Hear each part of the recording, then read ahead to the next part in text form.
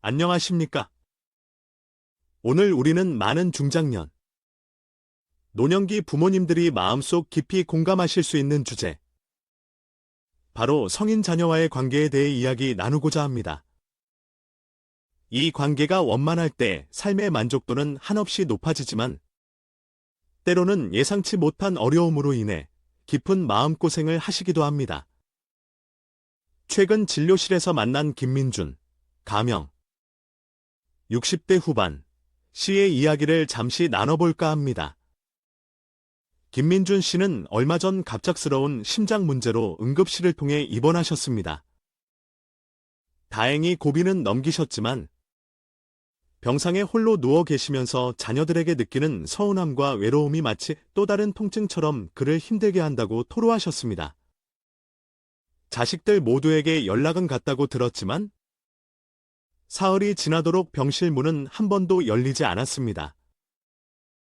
큰아들에게서 겨우 전화 한 통을 받았지만 출장 중이라 문병이 어렵다는 말과 함께 솔직히 평생 아버지의 간섭 때문에 찾아뵙는 것이 부담스럽다는 말을 듣고 말문이 막혔습니다. 김민준 씨는 평생 자식들만을 바라보며 살아왔다고 자부했지만 정작 가장 위태로운 순간에 홀로 남겨진 것 같은 배신감과 절망감은 신체적 고통보다 더 견디기 힘들었다고 하셨습니다. 창밖의 빗소리가 마치 자신의 눈물처럼 느껴졌다는 그의 말에서 깊은 슬픔이 전해졌습니다. 김민준 씨의 이야기는 비단 그분만의 특별한 사연일까요? 안타깝게도 그렇지 않습니다. 많은 부모님들이 성인이 된 자녀와의 관계에서 비슷한 어려움을 셔츠, 혹은 참아 말 못할 상처를 안고 살아가십니다. 평생을 헌신하며 길러낸 자녀들이지만 어느 순간부터 그 사랑이 간섭으로, 기대가 부담으로 여겨지면서 관계에 금이 가기 시작하는 경우가 적지 않습니다. 사랑의 이름으로 행해지는 간섭, 그 위험한 경계. 자녀가 어릴 때는 부모의 보호와 지도가 절대적으로 필요합니다.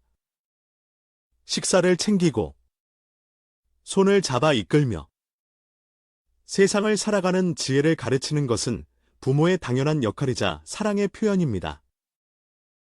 그러나 자녀가 성장하여 자신만의 가치관을 형성하고 독립된 삶을 꾸려나가는 성인이 되었을 때 사랑의 방식 또한 변화해야 합니다. 과거의 보호와 통제 중심의 사랑은 이제 존중과 신뢰에 기반한 지지로 전환되어야 합니다. 문제는 많은 부모님들이 이러한 관계의 전환을 자연스럽게 받아들이지 못하는 데서 시작됩니다. 여전히 자녀를 미숙한 존재로 여기고 자신의 경험과 가치관을 기준으로 자녀의 삶에 깊숙이 개입하려 합니다. 내가 너보다 세상을 더 오래 살았으니 내 말이 맞다. 다 너 잘되라고 하는 소리다 라는 말 뒤에는 자녀의 자율성과 독립적인 판단을 존중하지 못하는 안타까운 모습이 숨어 있을 수 있습니다. 이러한 일방적인 소통 방식은 결국 자녀의 마음 문을 서서히, 그러나 확실하게 닫아버리는 결과를 초래할 수 있습니다. 실제로 노년기 우울증의 주요 원인 중 하나로 자녀와의 관계 단절이 꼽힙니다. 정서적 유대감이 끊어진 노인은 그렇지 않은 노인에 비해 평균 수명이 단축될 수 있다는 연구 결과도 있습니다. 이는 단순한 외로움을 넘어 삶의 질 전반에 심각한 영향을 미칠 수 있음을 시사합니다. 두 갈래 길, 통제하는 부모와 지지하는 부모. 부모의 양육 태도는 크게 두 가지 유형으로 나눌 수 있습니다. 첫째는 자녀의 삶을 자신의 통제하에 두려는 부모입니다. 자녀의 진학, 취업, 결혼, 심지어 손주 양육 방식에 이르기까지 모든 결정에 관여하려 합니다. 이러한 부모 밑에서 자란 자녀는 부모를 삶의 안내자보다는 넘어야 할 벽이나 부담스러운 존재로 인식하게 될 가능성이 큽니다. 처음에는 소극적인 저항으로 시작되다가 점차 대화를 피하고 결국에는 정서적으로 완전히 멀어지는 단계에 이를 수 있습니다. 반면 두 번째 유형은 자녀의 성장을 조용히 지켜보며 지지하는 부모입니다. 이들은 조언은 하되 강요하지 않으며 자녀의 선택을 궁극적으로 존중합니다. 이것은 아빠, 엄마의 경험이지만 결정은 내 몫이란다과 같은 태도는 자녀에게 안정감과 신뢰감을 줍니다. 이러한 부모를 둔 자녀는 부모를 삶의 등대와 같이 여기며 어려운 일이 생겼을 때 기꺼이 도움을 청하고 정서적 지지를 기대하게 됩니다. 한 교수님의 안타까운 고백. 아들아, 미안하다. 오랜 지인인 한 교수님의 사례는 우리에게 많은 것을 생각하게 합니다. 한 교수님은 아들이 의사가 되기를 간절히 바랐습니다. 안정적인 미래와 사회적 인정을 위한 최선의 선택이라 믿었기 때문입니다. 하지만 아들은 음악에 대한 뜨거운 열정을 품고 있었습니다. 수많은 대화와 설득, 때로는 압박을 통해 아들은 결국 아버지의 뜻대로 의대에 진학했고 의사가 되었습니다. 겉으로는 성공한 삶처럼 보였지만 아들의 내면은 깊이 병들어가고 있었습니다. 늘 공허함과 무기력감에 시달리던 아들은 중년이 되어 모든 것을 내려놓고 음악의 길로 돌아섰습니다. 떠나기 전 아들은 아버지에게 이렇게 말했다고 합니다. 아버지, 당신은 제게 평생 안정된 삶을 주셨지만 제 영혼을 앗아갔습니다. 더 이상 아버지와 어떤 대화도 하고 싶지 않습니다. 그 말은 한 교수님에게 깊은 상처와 우울증을 남겼고 결국 몇 년 후 쓸쓸히 세상을 떠나면서 다들아, 미안하다는 짧은 유언을 남겼습니다. 이 비극적인 이야기는 자녀의 삶에 대한 부모의 과도한 기대와 개입이 얼마나 파괴적인 결과를 초래할 수 있는지 보여줍니다. 성인 자녀와의 건강한 관계를 위한 4가지 원칙. 그렇다면 성인 자녀와 건강하고 행복한 관계를 유지하기 위해 부모는 어떤 노력을 기울여야 할까요? 다음 4가지 원칙을 마음에 새기고 실천해 보시길 권합니다. 첫째, 자녀의 선택을 온전히 존중하십시오. 자녀의 결정이 부모의 기대와 다르거나 때로는 이해하기 어려울 수 있습니다. 하지만 그 선택은 자녀 자신의 삶에 대한 고유한 권리입니다.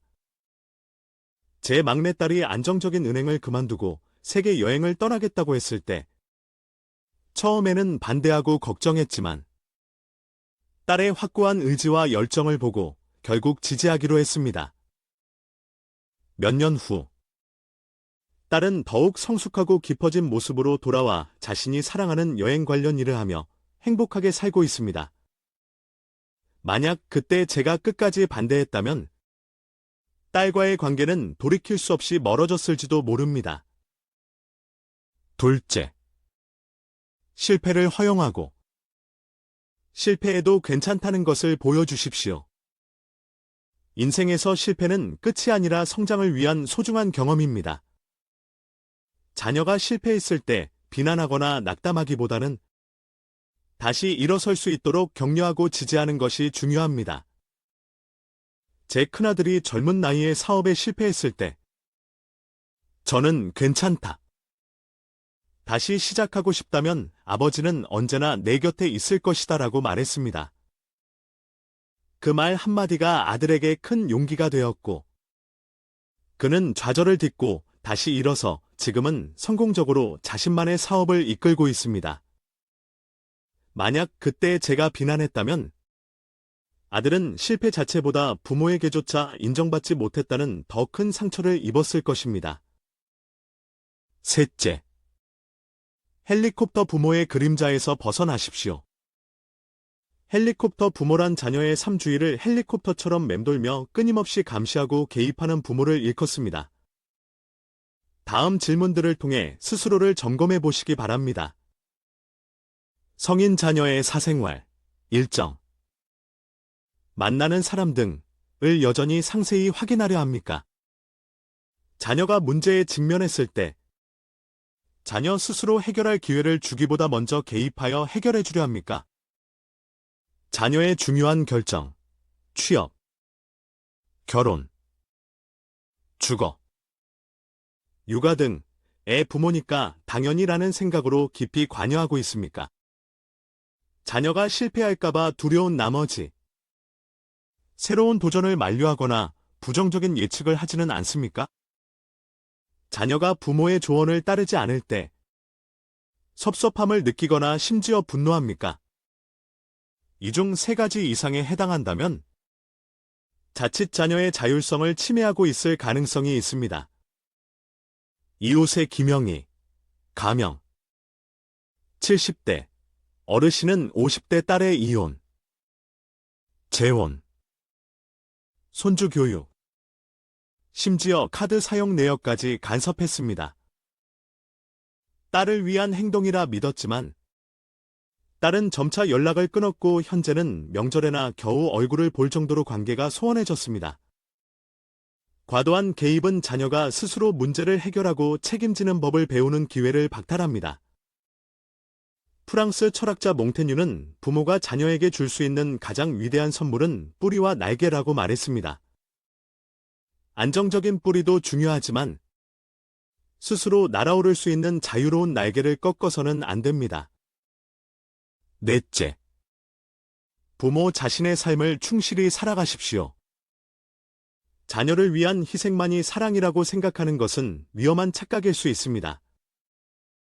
부모가 자신의 삶을 포기하고 오직 자녀에게만 매달릴 때 그 희생은 자녀에게 무거운 부담감과 죄책감을 안겨줄 수 있습니다. 제 친구 한 명은 평생 자녀를 위해 자신의 모든 것을 희생했지만 어느 날 딸에게서 엄마 인생은 왜 항상 나 때문이라고 말해? 나는 그런 짐 지고 싶지 않아. 엄마 인생을 살아라는 말을 듣고 큰 충격을 받았습니다. 오히려 부모가 자신의 삶을 즐기고 행복을 추구할 때 자녀는 건강한 독립심을 배우고 부모를 존경하게 됩니다. 저 또한 은퇴 후 오랫동안 미뤄왔던 기타 연주를 배우고 등산 모임에 참여하면서 삶의 활력을 되찾았습니다.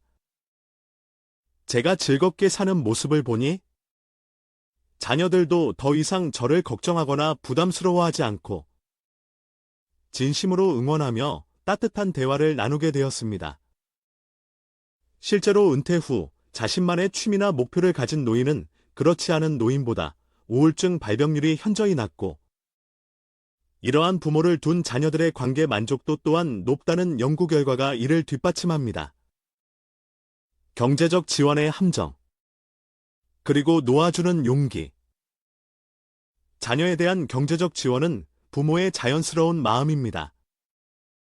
하지만 이것이 지나치면 금수저 증후군과 같은 부작용을 낳을 수 있습니다. 어려울 때마다 부모의 경제력에 의존하는 것이 반복되면 자녀는 스스로 문제를 해결하는 능력과 자립심을 키우기 어렵습니다. 물고기를 잡아주는 대신 낚시하는 법을 가르쳐야 합니다. 저는 손주들에게 용돈을 줄 때도 작은 집안일을 돕게 하고 그에 대한 보상을 주는 방식을 택했습니다. 이는 돈의 가치와 노동의 의미를 자연스럽게 배우게 했습니다. 궁극적으로 성인 자녀와의 건강한 관계는 놓아주는 용기에서 비롯됩니다. 자녀가 스스로의 삶을 책임지고 독립된 인격체로 성장할 수 있도록 한 걸음 물러서서 지켜봐 주는 것이 진정한 사랑입니다. 이는 포기가 아닌 깊은 신뢰의 표현입니다. 부모가 자녀의 삶에서 건강하게 분리될 때 자녀는 비로소 자신만의 날개로 힘차게 날아오를 수 있습니다. 오늘 우리가 나눈 이야기들이 여러분 각자의 가정에 작은 성찰의 계기가 되기를 바랍니다. 늦었다고 생각할 때가 가장 빠른 때일 수 있습니다. 지금부터라도 자녀를 독립된 인격체로 존중하고 건강한 경계를 설정하며 무엇보다 부모님 자신의 삶을 행복하게 가꾸어 나가시길 진심으로 응원합니다. 그 노력이 여러분과 자녀 모두에게 더욱 풍요롭고 따뜻한 관계를 선물할 것입니다. 감사합니다.